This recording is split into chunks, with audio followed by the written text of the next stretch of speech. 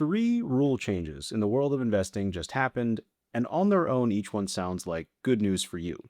Finally getting a fair shot. But if you look at them together and in context with the broader economy, a different picture shows up. A rocket company you could never touch when it first went public, not unless you had a $500,000, you can now get access to with just $2,000 in your account. The rule that said you needed $25,000 just to trade a few times a day without restrictions, gone. And the wall that kept unproven companies out of the big index funds, the ones inside your 401k, Nasdaq built a brand new fast-track path for the largest companies, just in time for the biggest IPO in history to walk right through it. So why now? Why, after all these years, does everyone suddenly want you to have a seat at the table? Is something nefarious going on here, or is this just a series of events stacking on top of each other, leading to one predictable outcome? Here's the odd part.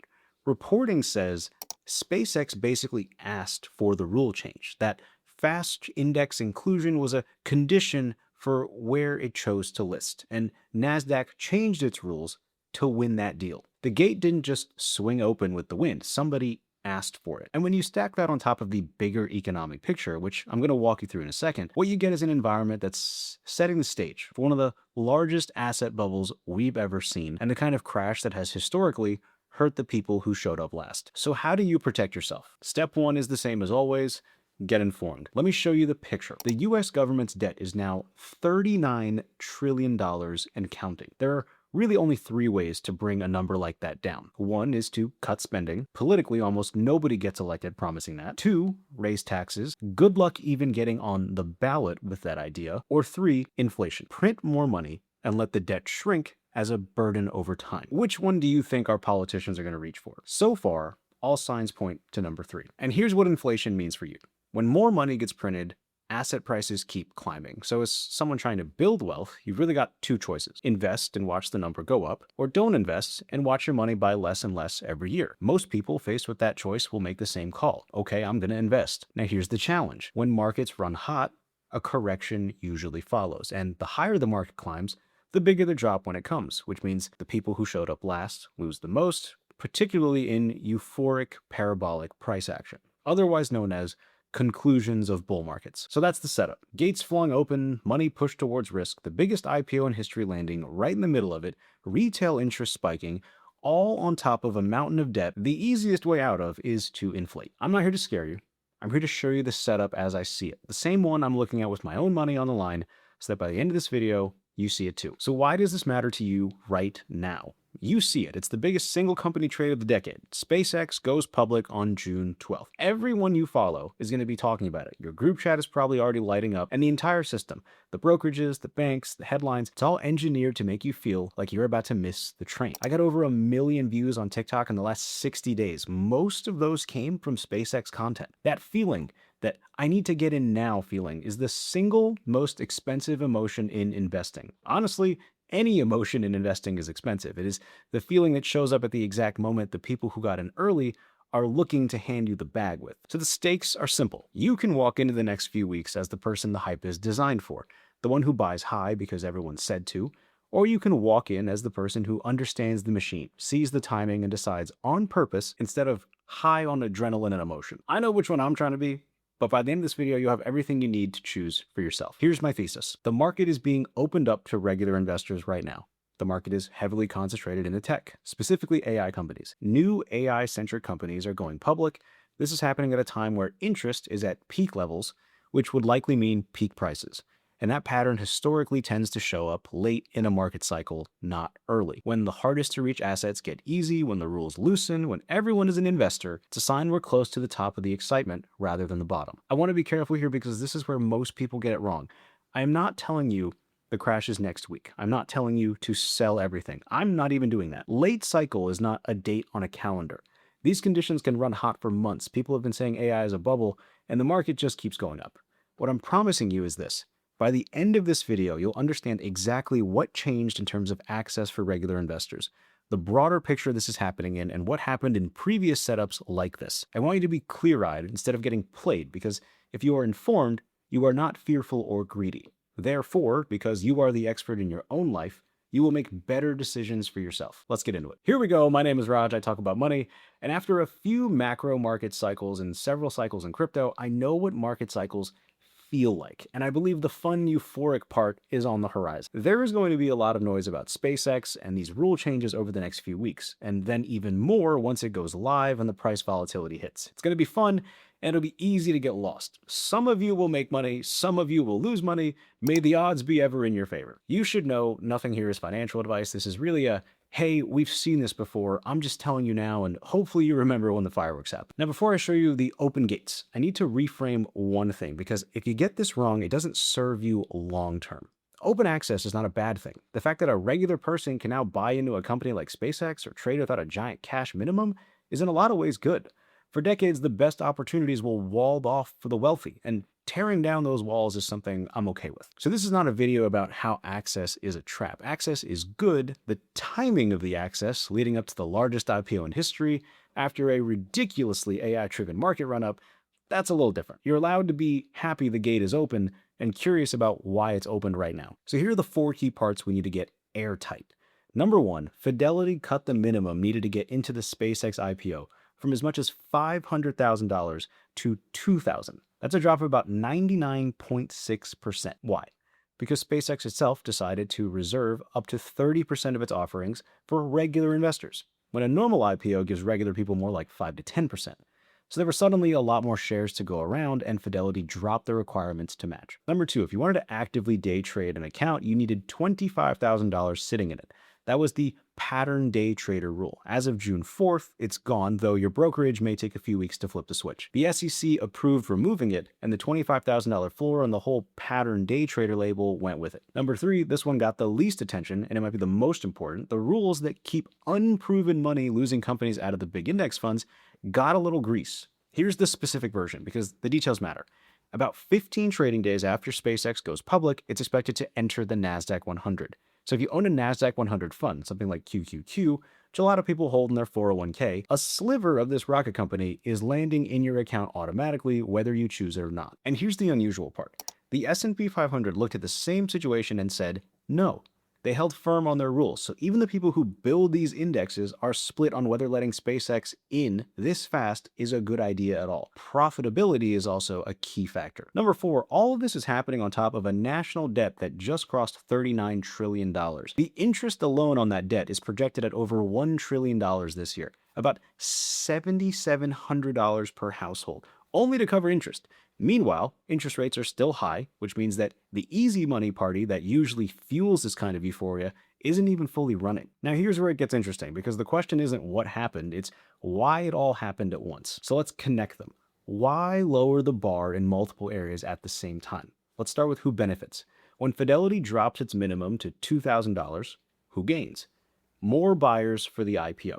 When the day trading rule dies, who gains? The brokerages, who make money on activity, more accounts, more trades, more engagement. When the index wall comes down, who gains? The IPO, because automatic index buying means built-in demand once it's in. If you notice the pattern, every single one of these changes points the same way. Get more regular money flowing into the market right now. Now think about who's on the other side of an IPO. When SpaceX goes public, who's selling? Early insiders, employees with stock, the private funds that got in years ago at a tiny fraction of today's price. They took the risk, and now the value went up, and they have to sell to someone to get the cash out. For them, an IPO is the exit, the moment their paper wealth finally turns into real cash. And to cash out at the best price, they need one thing: a crowd of eager buyers showing up at the same time. I'm not saying anyone's doing anything wrong or secret. A dude on your screen you're watching could figure it out. But step back and look at the shape of it. The doors open, the minimums drop, the rules loosen, the hype builds, all in the same window, all pulling regular money toward an event where insiders are selling. That's not a conspiracy, that's just how the late innings of a cycle tend to look. Even though interest rates are high and money is tight, the available capital squeezes into the one area of the market that is actually seeing growth: AI. And here's where I start to get more cautious than most, because I've been burned before playing the market cycle game, but the most drastic example of a market crash came from the late 90s when the internet pumped the markets. Online brokerages made it cheap and easy, and the crowd showed up. The Nasdaq peaked in March of 2000, crashed, and it didn't get back to that high until 15 years later.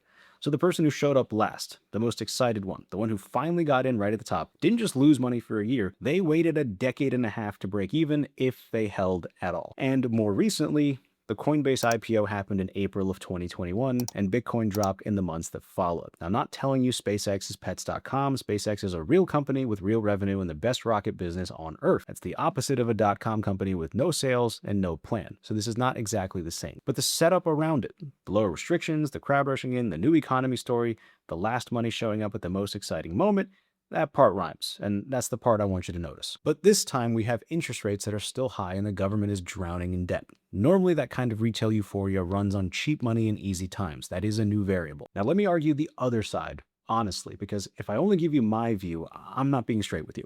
The strongest case against my thesis goes like this. This isn't a top signal. It's just progress. For decades, regular people were unfairly locked out of the best opportunities, while the wealthy got first dibs, of course. These rule changes are simply the market becoming more fair. The $25,000 day trading rule really was an arbitrary barrier. Someone with $24,000 wasn't really safer than someone with $25,000, and letting regular people buy into a company like SpaceX instead of only letting rich insiders profit has trade-offs at best. That argument has some weight. I believe a lot of it. The democratization of investing is one of the best financial trends of our lifetime. I know a lot of people hate on Robinhood, but they did lower the cost of entry of regular investors and made it cheaper to get into the positions. There's also a fair point that late cycle warnings are cheap. People have been calling the top for a while and the market kept climbing. If you sold every time a perma-bear said we're in a bubble, you'd have missed enormous gains. Being early is the same as being wrong when it costs you real returns. So here's the framing. The access is good, and the timing might just be coincidence. I just don't think it's the most likely scenario. Here's the part that tips me from maybe this is something to look into to, hey, pay attention, and this whole thing is actually worth a full YouTube video. It's the crowd. It's the people leading it. The biggest banks aren't silently processing this IPO.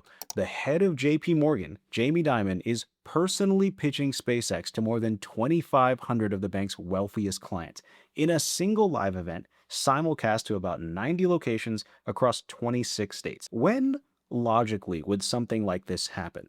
Not at the bottom when everyone's scared and nobody wants to buy. It happens when demand is already hot and the job is to convert that heat into orders before the window closes. The Motley Fool put it bluntly. If the top bankers are giving it the hard sell, maybe it's because the deal itself isn't good enough to sell. And this is interesting because if SpaceX doesn't go well, what happens to Anthropic and OpenAI when they IPO? And Anthropic has already filed for their own IPO, so shares could be on the market as early as October. Now layer in the wild card, crypto. You should know I hold Bitcoin and XRP, some smaller positions in Ethereum, and some crypto dust from previous trades. Crypto has pulled back recently. It feels like a great place to buy, or it feels like crypto is never coming back, whatever you choose. But wouldn't it be funny if the markets are fueling up the money cannons by selling crypto and other assets to then put into AI IPOs, which would cause a market run, helped out by less restrictive investing rules for retail investors, and then maybe some catalyst shakes the market, the Japan carry trade, a crisis in the Middle East, or some unknown event. Then stocks crash, people lose money, and then interest rates come down to help stabilize. We refinance all the debt, and then we build from there. Interesting theory. So here's what I'm actually doing. Of course, don't follow anyone blindly, including myself. This is not financial advice. You are the expert in your own life. I'm not selling anything. I'm not sitting in cash waiting for a crash that might be a year away. I'm not going to pretend I can time this because I can't. What I'm doing is changing how I feel when I read the headlines. When I see the SpaceX hype build, when I feel that little pull of everyone's getting in, I should too, that feeling is now my signal to slow down, not speed up. The reason I'm telling you this is because I've made the expensive mistake before. Earlier in my investing life, I bought things at the top precisely because of FOMO. The lesson didn't come cheap. I'd rather you get it for free. So practically, I'm keeping my position sizes the same. I'm not putting my money into the most hype thing of the moment just because it's the most hype thing of the moment. If I buy into something exciting, I'm deciding the amount before the adrenaline hits, not during, and I'm keeping enough on the sidelines that if the cycle does turn, I'm a buyer when everyone else is scared instead of a forced seller. None of that requires me to predict the future, buy single stocks, or take excessive risk. It just requires me to recognize the setup for what it is, and now you can too. I'm continuing to dollar cost average into Bitcoin and the S&P 500, holding all my other existing positions and making spot buys on market pullbacks as I see. So let's bring it home. The rocket got cheap to reach, the pro trading rule died, the indexed wall came down, and all of it landed on the backdrop of record debt and still high rates, which sets up euphoria running ahead of the fundamentals. None of those on their own would mean much. Together, they point to the same direction. Right as the biggest IPO in history comes to market, that's a pattern that tends to show up late in the game, not early. That doesn't mean run away, doesn't mean panic. It just means the gates don't open because the people inside like you. They open when the people inside are looking for someone to sell to. You don't have to refuse the invitation. You just have to know it's an invitation and decide on purpose if you want to go or not. My name is Raj. I talk about money. Let me know your thoughts on all this, what I got right, wrong, and left out in the comments. I'll see you in the next video. Have a good day.